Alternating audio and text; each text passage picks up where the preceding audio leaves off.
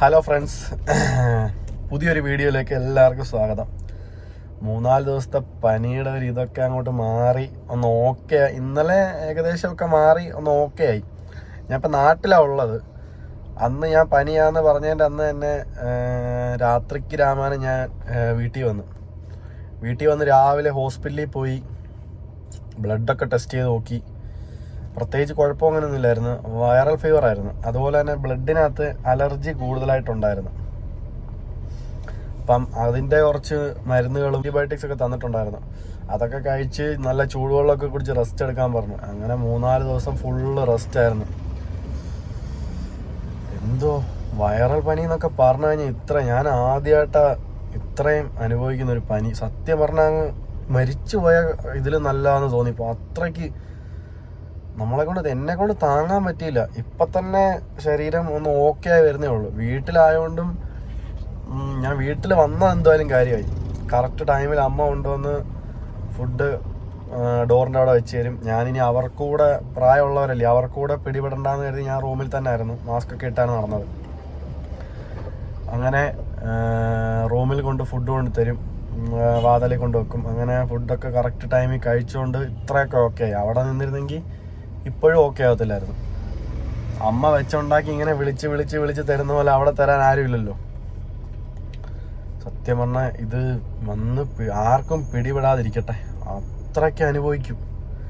ഞാനൊരു 3-4 ദിവസം ശരീരവേദനയും തലവേദനയും അതിൻ്റെ ഒരു എനർജി കുറവൊക്കെ ഉണ്ട്. ഒന്ന് ഓക്കെ ആയി വരുന്നേ ഉള്ളൂ.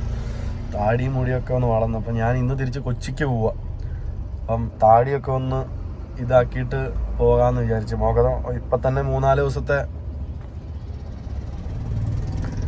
പനിയുടെ ഇത് കാരണം പകുതിയായി. നന്നായിട്ട് ക്ഷീണിച്ചിട്ടുണ്ട്. ഫുഡ് നമുക്ക് കഴിക്കാൻ പറ്റുന്നില്ല. എന്തോ പോലൊക്കെ തോന്നുക. ഫുഡ് എന്ത് കൊണ്ടുവച്ചാലും, ഇഷ്ടപ്പെട്ട ആഹാരം കൊണ്ടുവച്ചാലും, എന്ത് കൊണ്ടുവച്ചാലും അങ്ങനെ ആകെ ഫുള്ള് സീനാണ്. ന്യൂമോണിയ വന്നിട്ടുള്ളതുകൊണ്ട് ഈ പനി വരുമ്പം രണ്ടാമതൊരു ന്യൂമോണിയയിലോട്ട് മാറിക്കഴിഞ്ഞാൽ കുറച്ച് സീനാണ്.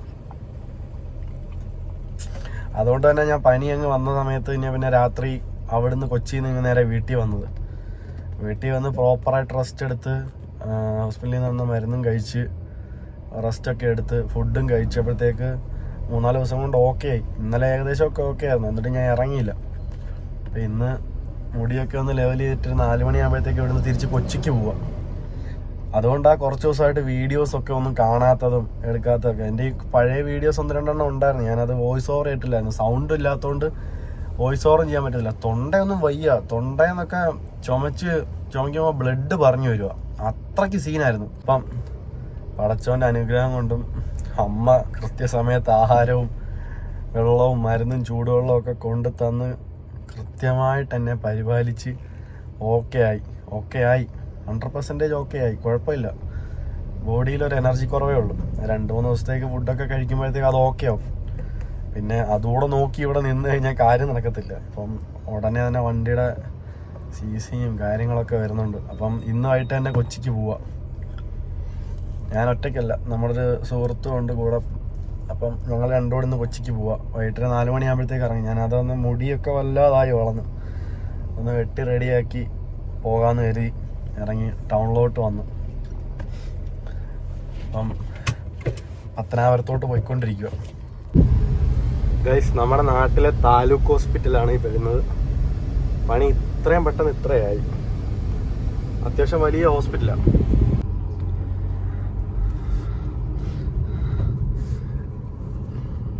നമ്മുടെ ഹോം ടൗൺ ആണ് ഗൈസ് പത്തനാപുരം. ഞാൻ സ്ഥിരം എന്നുകൊണ്ട് അവിടെയാണ് മുടി വെട്ടുന്നത്, നമ്മുടെ സദ്ദാമിൻ്റെ കടയിൽ. അപ്പോൾ അവിടെ ഉണ്ടോ നോക്കട്ടെ ആദ്യം. അവനവിടെ ഇല്ല, സദ്ദാം അവിടെ ഇല്ല. നമുക്ക് മറ്റേ പിടവൂരെ നമ്മുടെ സുഹൃത്ത് സിയാദിൻ്റെ കടയുണ്ട്. തൽക്കാലം അങ്ങോട്ട് കയറി ഒന്ന് ഒതുക്കാതെ എനിക്കങ്ങ് വല്ലാതെ പോലെ. മുഖമൊക്കെ വല്ലാതിരിക്കും, കണ്ടാൽ മനസ്സിലാവും. ആകെ മൊത്തം ക്ഷീണിച്ച് ഓരോ. ഗൈസ്, ഇതാണ് നമ്മുടെ സിയാദിൻ്റെ മുടിവെട്ട് കട, മാജിക് മിറർ. പിടവൂരാണ് പത്തനാപുരം.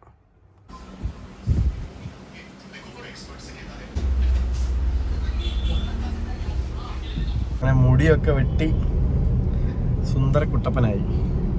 മുഖത്തൊക്കെ ഒരു മാറ്റമുണ്ട്. ഇനി നേരെ വീട്ടിൽ പോയി കുളിച്ച് ബാഗൊക്കെ എടുത്തുകൊണ്ട് ഇറങ്ങി കുളിച്ച് റെഡി ആയിട്ടൊക്കെ ഇനി കാണാം. സമയമില്ല, ഒരു 10-15 മിനിറ്റിനുള്ളിൽ റെഡി ആവണം. അപ്പോൾ റെഡി ആയിട്ടൊക്കെ കാണാം. ഓക്കെ, അങ്ങനെ റെഡിയായി ഇറങ്ങിയിട്ടുണ്ട്. ഞങ്ങൾ കൊച്ചിക്ക് പോവാം. ഞാൻ ഒറ്റയ്ക്കല്ലാണ്ടോ, കണ്ണമോനുണ്ട് കാറിനകത്ത്. ജാക്കറ്റ് വിട്ടിരിക്കുന്ന കേരളത്തിലെ അല്ല ഇന്ത്യയിലെ ആദ്യത്തെ വ്യക്തി ഇവനാണ് ഞാൻ പറയത്തുള്ളൂ. കാറിനകത്ത് ജാക്കറ്റൊക്കെ ഇട്ടിരിക്കുക. എന്തോടെ മണാലിയോ. അപ്പം കോട്ടയത്ത് ഒന്നിറങ്ങണം, നേരെ കൊച്ചിക്ക് പോകണം. ഒരു 8:30-9 മണിയാകുമ്പോഴത്തേക്ക് എത്തുമായിരിക്കും, ബ്ലോക്ക് ഇല്ലെങ്കിൽ. വേറെ പ്രത്യേകിച്ചൊന്നുമില്ല. പനിയൊക്കെ മാറി, മുടിയൊക്കെ ഒന്ന് വെട്ടിയപ്പോഴത്തേക്കും മുഖം ഒന്ന് ശരിയായി. മുഖം അങ്ങ് ക്ഷീണിച്ചുണ്ടല്ലോ. 3 ദിവസമായപ്പോഴത്തേക്ക് മുഖം അങ്ങ് ക്ഷീണിച്ച് ഇവിടെ അങ്ങ് ഒട്ടി പോലെ. ഈ താടിയെല്ലാം കൂടെ വളർന്നു നിൽക്കുമായിരുന്നു ഭയങ്കരമായിട്ട്. ഞാൻ ലാ സിനിമ ഉണ്ടല്ലോ, പൃഥ്വിരാജിന്റെ സിനിമ, ജയിലിനകത്ത് പന്നിയലിയൊക്കെ ആയിട്ടില്ല IPS കാരനെ വളർത്തിയെടുത്തിട്ട് അവസാനം പ്രാന്തനെ പോട്ട് ഇറങ്ങി വന്ന്, ഞാൻ അതുപോലെ ഇറങ്ങി വന്നത് ഭയങ്കര സത്യം. അത് തന്നെ. പിന്നെ ഞങ്ങൾ അമ്മ പറഞ്ഞ മുടി വെട്ടിട്ട് വളർന്നു. അങ്ങനെ അമ്മ പറഞ്ഞ വിട്ട തന്നെ. ഞാൻ ഈ മുടിയൊക്കെ വെട്ടിയപ്പോ മുഖം ഇച്ചിരി ഇതായി കേട്ടോ. കോട്ടൊക്കെ ഇട്ടിരിക്കും. അപ്പം ബാക്കി വിശേഷങ്ങൾ പുറകെ കാണാം.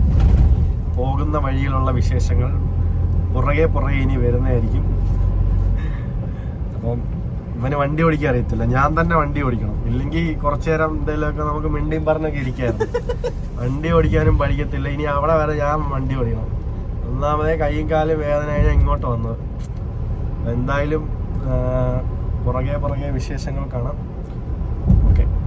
അങ്ങേയാഴ്ച ഞങ്ങളാണെങ്കിൽ ഇങ്ങനെ പോയിട്ട് വന്നപ്പം കല്ലൂര് വെച്ച് പിച്ചായിരുന്നു വഴിയിൽ നിന്ന്. ഏറ്റുമാനൂര് കഴിഞ്ഞ് പോയിക്കൊണ്ടിരിക്കുകയാണ്. കൂണുകൂടാതെ സൗണ്ട് വരുന്നു. ചായ കുടിക്കാൻ വേണ്ടി നിർത്തിയാണ്. ഭയങ്കര തലവേദന.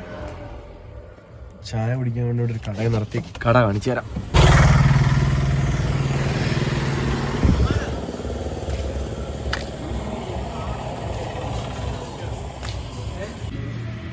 നീ എന്തോടാ പറഞ്ഞേ?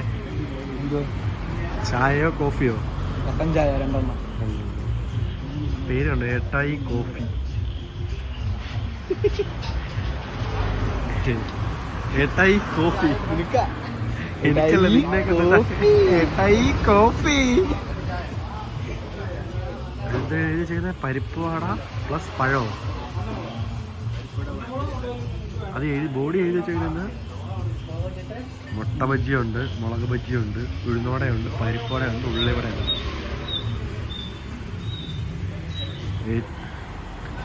കാണാക്കെടുക്കാൻ തലമുടിക്ക് കഷണ്ടി ആവുന്നതിന് ട്രീറ്റ്മെന്റ് എടുക്കാൻ പോവാണ്. ഇവിടെ കോട്ടയ്ക്കൽ ആര്യമായിട്ട് സ്ഥലമായി. അപ്പൊ കഷണ്ടിക്കുള്ള ട്രീറ്റ്മെന്റ് എടുത്തോണ്ടിരിക്കും. ഇവരുടെ അടുത്ത് ഡോക്ടർ പറഞ്ഞത് മുട്ട കഴിക്കരുത്. മുട്ട മാത്രമല്ല, ഒത്തിരി കാര്യങ്ങൾ പറഞ്ഞു. രാത്രി 11 മണിക്ക് മുമ്പ് ഉറങ്ങണം. അത് നടക്കുന്ന കാര്യമല്ലല്ലോ. 11 മണിക്ക് മുന്നേ ഉറങ്ങുന്നു. മുട്ട ബജ്ജി വന്നിട്ടുണ്ട്. 2 ഐറ്റം ചമ്മന്തി ഉൾപ്പെടെയാണ് മുട്ട ബജ്ജി ഇവിടെ കൊടുക്കുന്നത്.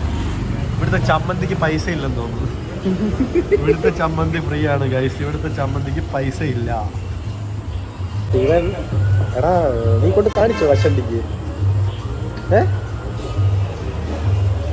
താരനും മുടി ഒഴിച്ചിലിനും എല്ലാം കൂടെ. അയാളെന്താ പറഞ്ഞു? ചേച്ചി എന്താ പറഞ്ഞു? ഡാൻഡ്രഫിനുള്ള ഷാമ്പുവും കാര്യങ്ങളൊക്കെ. പിന്നെ ആയുർവേദ ഷാമ്പു ആണോ? ആ, പിന്നെ എണ്ണ വന്ന പിന്നെ ഓയിലി ആയിട്ടുള്ളതൊക്കെ കുറക്കണമെന്ന് പറഞ്ഞു. നല്ല ചമ്മന്തി മുട്ട ബജ്ജി കുറെ ഐറ്റംസ് ഉണ്ട്. ഡിസ്ക്രിപ്ഷനകത്ത് എഴുതി തന്നിട്ടുണ്ട്. ഡിസ്ക്രിപ്ഷനകത്ത് എഴുതി തന്നിട്ടുണ്ട്. എന്നാ പോയേ? ഇന്ന്. അതാന്ന് ടൗണിൽ പോയേ? കുടിക്കുവോ? നോക്കണം, ഇനിയല്ലേ അറിയത്തുള്ളത്.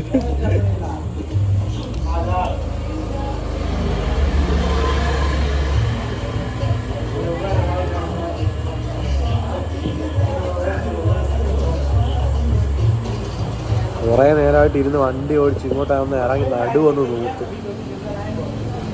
ചൂട് കട്ടൻ ചായയും മുട്ട ബജ്ജി.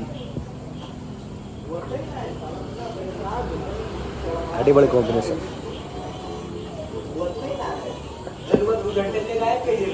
അങ്ങനെ ചായ കുടിയൊക്കെ കഴിഞ്ഞ് വീണ്ടും ഞങ്ങളുടെ യാത്ര തുടരുകയാണ്. വണ്ടി ലോക്കലല്ലോ അതിന്. ചായ കുടിയൊക്കെ കഴിഞ്ഞു, യാത്ര ഇനി കണ്ടിന്യൂ ചെയ്യാൻ പോവാണ്. അപ്പം ഇനി ഇവിടുന്ന് നേരെ ഫോണിൽ ചാർജ് ഇല്ല, ഇനി ഇവിടുന്ന് നേരെ ഓടി റൂമിലേക്ക് പോവാണ്. അപ്പം ഈ ഒരു വീഡിയോ ഇത്രയേ ഉള്ളൂ. അപ്പം വീഡിയോ കണ്ടവരെല്ലാം ചാനൽ സബ്സ്ക്രൈബ് ചെയ്യാത്തവരാരെങ്കിലും ഉണ്ടെങ്കിൽ ചാനൽ സബ്സ്ക്രൈബ് ചെയ്യുക. ബെൽ ബട്ടണോടൊന്ന് ക്ലിക്ക് ചെയ്ത് വെച്ചാൽ വീഡിയോ അന്ന് നിങ്ങൾക്ക് എപ്പോൾ എത്തും. അപ്പം സബ്സ്ക്രൈബ് ചെയ്യാത്തവരെല്ലാവരും സബ്സ്ക്രൈബ് ചെയ്യണേ. അപ്പം ഇന്നത്തെ വീഡിയോ ഇത്രയേ ഉള്ളൂ. അടുത്തൊരു വീഡിയോ ആയിട്ട് പിന്നെ കാണാം. ടാറ്റാ.